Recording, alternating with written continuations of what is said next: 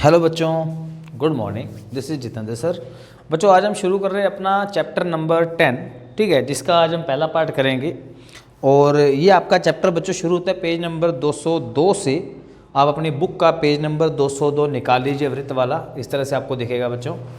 तो इसके अंदर हम पहले इसका बेसिक करेंगे, ठीक है। तो आज हम जो है पहले हमारे चैप्टर का नाम क्या है बच्चों? हमारे चैप्टर का नाम है वृत्त। आज हम वृत्त के बारे में पढ़ेंगे बच्चों, ठीक है।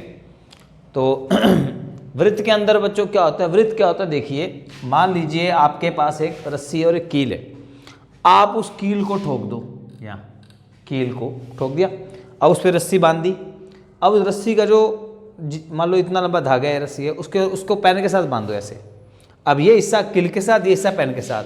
अब इसको खींच के ऐसे राउंड लगाओ, ऐसे खींच के, मतलब यहाँ कील पड़ी है, रस्सी यहाँ तक है, और मारकर अपना यूँ लंबा लंबा इस तरह, जैसे आप प्रकार में लगाते हो, प्रकार की पिन होती है ना, पिन को आप यहाँ रखते हो और पेंसिल खोल के हम चारों ओर ऐसे एक पूरा लाइन मार देते हैं, इसको बोलते हैं वृत्त, ठीक है। तो हम वृत्त के बारे में पढ़ेंगे बच्चों। एक गोला जिसको बोलते हैं, ये एक समतल आकृति होती है। समतल मतलब जैसे हमारी गेंद है ना, वो 3D में होती है, वो समतल आकृति नहीं होती।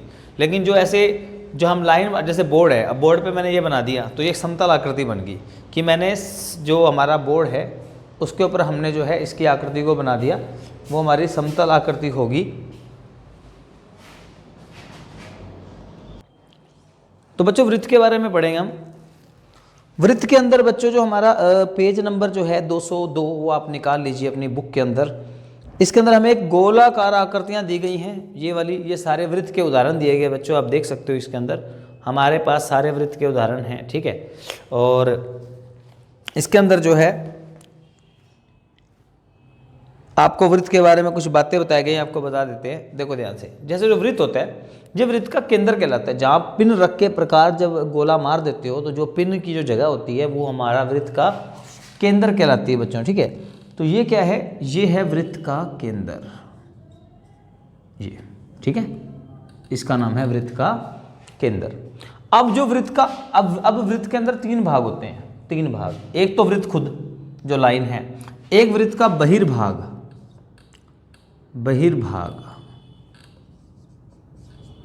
ठीक है, बहिर्भाग बोलते हैं इसको हम। ये वृत्त का जो बहिर्भाग होता है, यानी बाहर वाला हिस्सा। एक वृत्त के अंदर जिसको बोलते हैं अभ्यंतर, ये अभ्यंतर मतलब वृत्त के अंदर, ठीक है। तो यहाँ पर 2 भाग हैं, एक तो बहिर्भाग है यानी बाहर वाला भाग, और अभ्यंतर यानी अंदर वाला भाग होता है। और तीसरा कौन है? ये वृत्त खुद हो गया हमारा, ठीक है। तो वृत्त के बच्चों 3 भाग होते हैं। अब क्या होता है इस वृत्त के अंदर, मान लो कोई वृत्त है, अगर हम किसी वृत्त के केंद्र को, वृत्त के ऊपर कोई बिंदु ले लो आप, इस वृत्त के ऊपर कहीं भी, मान लो मैंने यहाँ कोई बिंदु A ले लिया और इसका नाम O है, O से A को मैं मिला दूँ, तो ये जो आप नई लाइन देख रहे हो AO के नाम से, ये क्या कहलाती है? ये कहलाती है बच्चों त्रिज्या। वृत्त के केंद्र को A से मिला दोगे तो बच्चों वो त्रिज्या कहलाती है, ठीक है। और अगर हम वृत्त के केंद्र को आपस में ना मिलाएं, वृत्त के केंद्र को आपस में ना मिलाएं, हम क्या करेंगे? वृत्त के 2 हिस्से, जैसे मान लो ये वृत्त है हमारा, ये आप नोट कर लेना नाम, ठीक है। चलिए मैं इशारा कर रहा हूँ। अब देखिए, अगर हम कोई वृत्त बनाते हैं, ठीक है, इस वृत्त के अंदर क्या होता है कि मैं, ये केंद्र मुझे पता है, ये केंद्र O है, पर मैं क्या करूं, इसको A बिंदु को O से मिलाने के बजाय यहाँ B बिंदु ले लूँ, ठीक है, और इसको आपस में मिला दूँ। तो ये जो नई लाइन बन गई ऐसे, ये तो थी त्रिज्या, ये नई लाइन बन गई, इसका नाम क्या होता है? इस लाइन का नाम होता है जीवा। तो ये आप नोट कर लो सारी बातें, डायग्राम बना लो, और डायग्राम से आपको याद रखना है कि केंद्र को किसी भी A से मिला दोगे वो त्रिज्या, और ये हो जाएगा जीवा, ठीक है। अब हम एक वृत्त में बहुत सारी जीवाएं खींच सकते हैं, जैसे ऐसे ऐसे, जैसे मर्जी खींचो, ठीक है। अब कोई जीवा मान लो वृत्त के केंद्र से होकर चलेगी, मान लो ऐसे चलेगी, CD जीवा। CD एक ऐसी जीवा जो वृत्त के केंद्र से होकर जा रही है।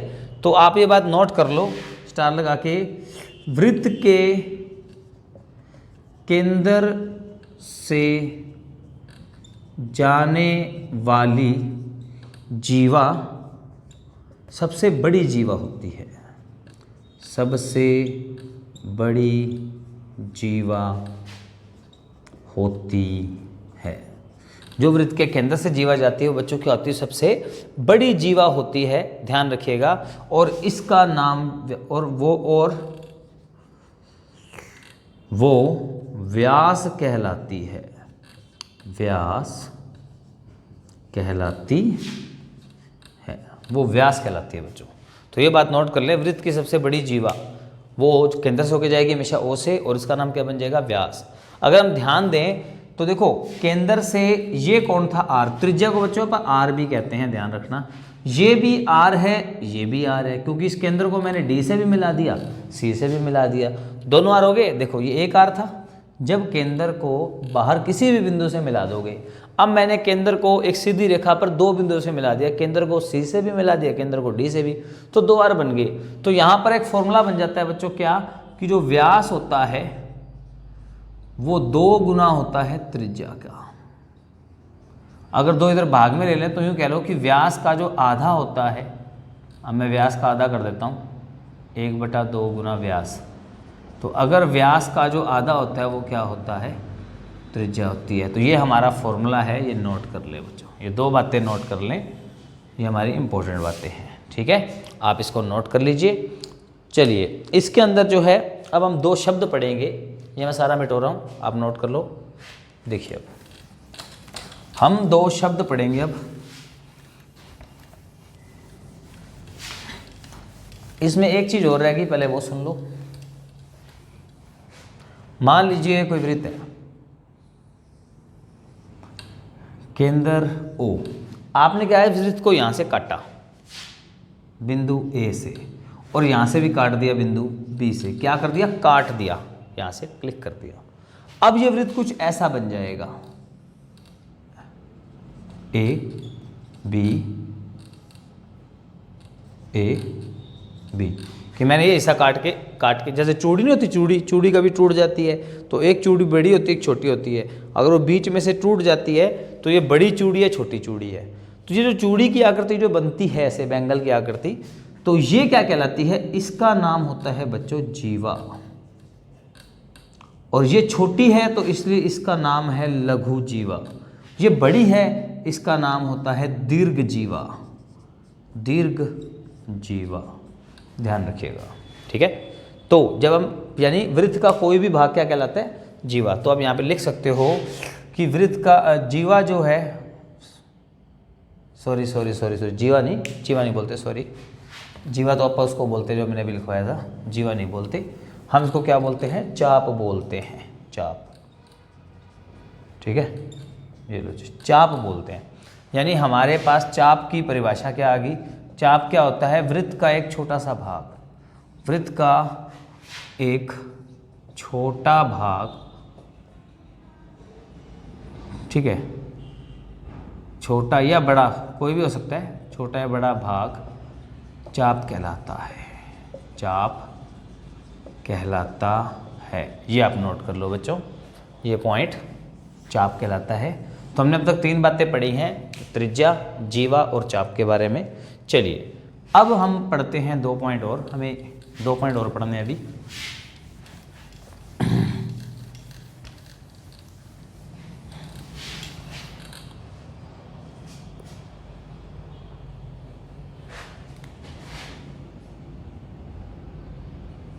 अब हमें 2 पॉइंट और पढ़ने हैं। 2 पॉइंट देखो क्या है, एक तो आएगा बच्चों त्रिज्याखंड, ये पढ़ते हैं, और यही पॉइंट बच्चों सेम +2 में अपना 10th में भी आएगा अगले साल, जब आप 10th में हो जाओगे तो यही पॉइंट पढ़ेंगे आप दोबारा, इसलिए इसको अच्छे से देख लें।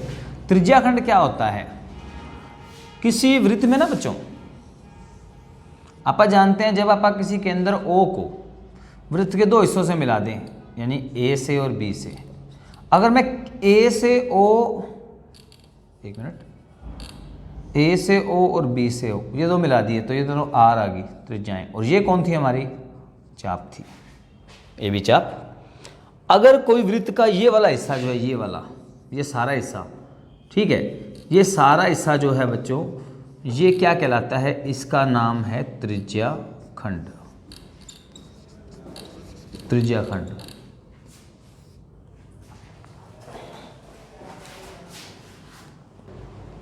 हाँ तो बच्चों ये होता है त्रिज्या खंड। अब क्योंकि ये छोटा है, इतना सा है, पिज़्ज़ा देखा ना पिज़्ज़ा, तो पिज़्ज़ा की एक स्लाइस अपन निकाल लें तो वो स्लाइस कैसी दिखेगी हमें, त्रिज्या खंड जैसी दिखेगी, ठीक। और जो ये बड़ी स्लाइस रह जाएगी ये वाली, ये वाला, ये क्या कहलाएगा, ये कहलाएगा दीर्घ त्रिज्या खंड, दीर्घ त्रिज्या खंड। तो त्रिज्या खंड की परिभाषा क्या होती है, जो क्षेत्र, वृत्त का जो क्षेत्र, वृत्त का जो क्षेत्र, वृत्त का जो क्षेत्र दो त्रिज्या और एक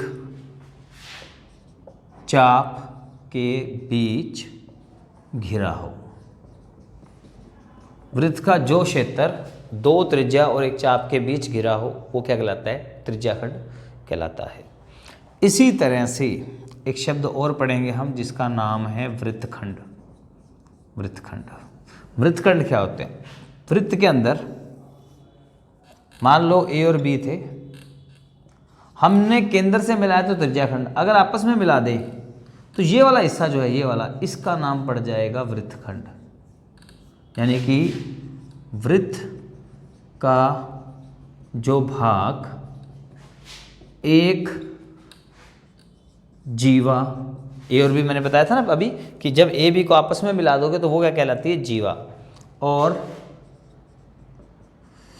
एक चाप के बीच घिरा हो, बीच घिरा हो। तो जो क्षेत्र, वृत्त का जो भाग या जो क्षेत्र, एक ही बात है, ठीक है, एक या बाकी जगह क्षेत्र कर सकते हो आप, ये लो ठीक कर लो, वृत्त का जो क्षेत्र एक जीवा और एक चाप के बीच घिरा हो। अब ये क्षेत्र भी बड़ी जीवा और चाप के बीच में, तो इसका नाम है दीर्घ वृत्तखंड, वृत्तखंड। चलिए हमने 5 पॉइंट आज पढ़ लिए बच्चों, त्रिज्या, जीवा, ठीक है, और चाप, त्रिज्याखंड, वृत्तखंड। इसी के ऊपर हमारी जो बच्चों आज पहली एक्सरसाइज है 10.1 वो आप निकाल लो पेज नंबर 205 पर।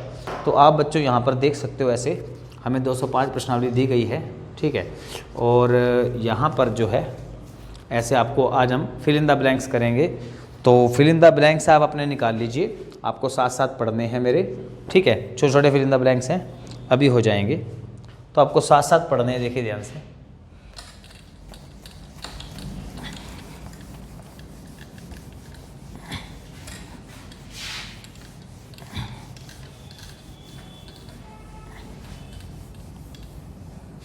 चलिए तो हम देखो, पहला जो हमारा है fill in the blanks, page number 205 निकाल लो बच्चों।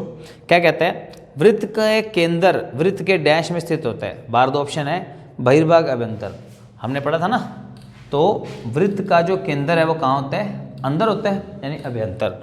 तो पहले का पहला, उसका आंसर क्या आ जाएगा, अभ्यंतर, ठीक है, अभ्यंतर, वृत्त के अभ्यंतर, तो वृत्त के अंदर होता है। दूसरा क्वेश्चन भी बाहर, बहिर्भाग, अभ्यंतर, दो ऑप्शन थे हमारे पास, तो अपन ने एक बताना था। अगला, वृत्त का एक बिंदु वृत्त के केंद्र से दूरी त्रिज्या से अधिक हो तो वृत्त के बाहर होगा, अंदर होगा।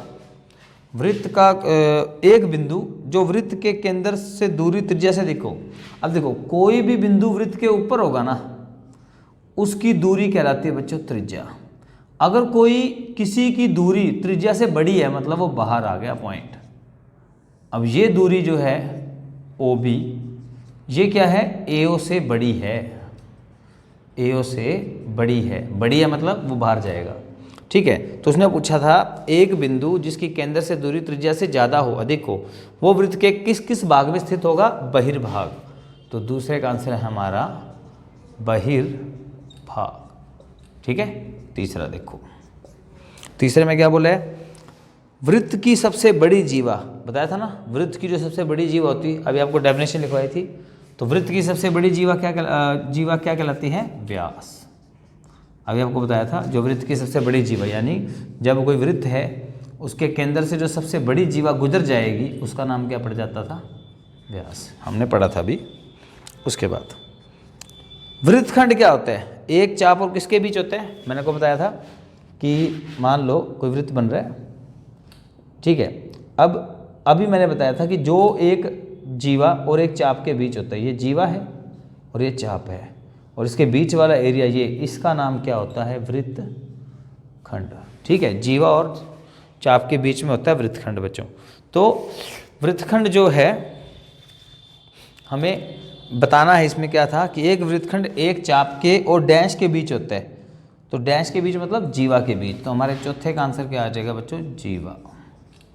चलिए पांचवा देखिए। अच्छा अपन ने पांचवा कर लिया, हमने पांचवा भाग कर लिया अभी पहले, ठीक है। चौथा देखो, अब हमने पांचवा भाग पहले पढ़ लिया बच्चों। ये पांचवा भाग था कि वृत्तखंड एक चाप और उसके बीच होता है। अब पढ़ो चौथा भाग। एक चाप डैश होता है जब इसके सिरे एक व्यास के सिरे हों। हमने कोई चाप ली, जैसे मान लो ये चाप है, हमने एक ऐसी चाप ली जो व्यास के यहाँ से यहाँ तक आ गई, ऐसे ए बी।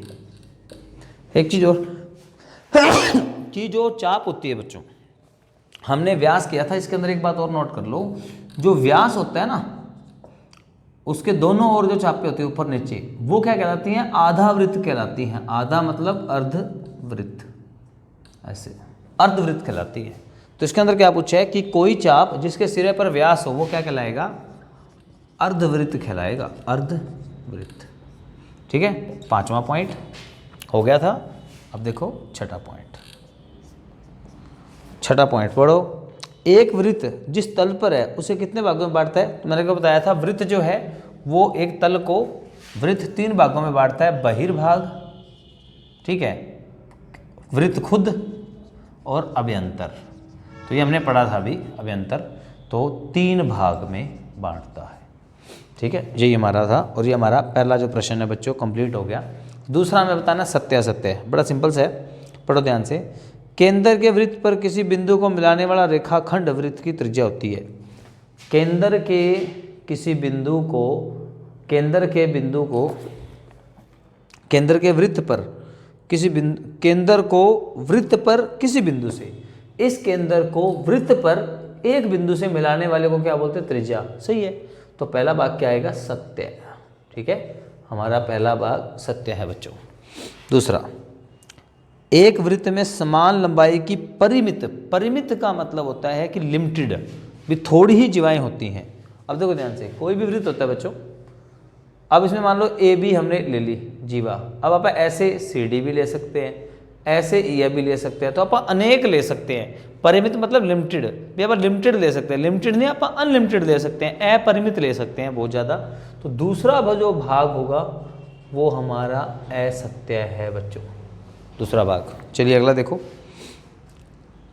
यदि एक वृत्त को तीन बराबर चापों में बांट दिया जाए तो प्रत्येक भाग दीर्घ चाप होगा। देखो हमने पढ़ा था ना अभी कि यहाँ देखें,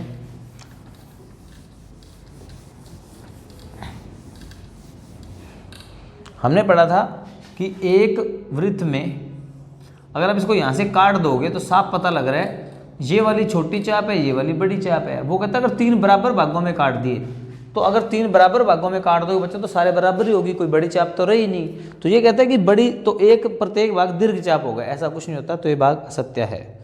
तो हमारा तीसरा भी क्या है? असत्य। ठीक है, चलिए अगला देखो। वृत्त की एक जीवा जिसकी लंबाई त्रिज्या से दुगनी हो, वृत्त का व्यास होती है। वृत्त की कोई जीवा जिसकी लंबाई, हमने पढ़ा था ना, जीवा जो केंद्र से होके जाती है वो सबसे बड़ी जीवा होती है, और वो क्या होती है? हमारा व्यास बन जाती है। व्यास क्या होता है? दुगना त्रिज्या क्या, यानी ये भी एक जीवा ही है जो क्या होता है? दुगना त्रिज्या। हमारे जीवा, अगर कोई जीवा त्रिज्या से दुगना हो जाती है वो व्यास कहलाती है। बिल्कुल सही है, वृत्त का व्यास, ये सत्य है बात हमारी। तो हमारा जो चौथा पॉइंट है बच्चों वो सत्य है। पांचवा देखो, पांचवें में कहते हैं त्रिज्याखंड जीवा और संगत चाप के बीच का क्षेत्र होता है। हमने पढ़ा था त्रिज्याखंड कौन सा होता है? जब दो बिंदुओं को केंद्र से मिला दोगे तो ये त्रिज्याखंड है, यानी दो त्रिज्याओं और चाप के बीच त्रिज्याखंड होता है। ये क्या बोलता है? जीवा और चाप के बीच त्रिज्याखंड होता है। नहीं, ये गलत है। तो पांचवा भाग हमारा असत्य है। छठा देखो, वृत्त एक समतल आकृति, हाँ बिल्कुल है, सत्य है, क्योंकि एक समतल पे बनी है। ठीक है, तो ये था हमारा पहला क्वेश्चन, सत्य सत्य और ये, इसको आप नोट कर ले बच्चों। आज के इस पार्ट में इतना ही, ठीक है। और आपको मेरे इस तरफ बाकी पार्ट्स मिल जाएंगे, तो आप इसको नोट कर ले बच्चों। Thank you.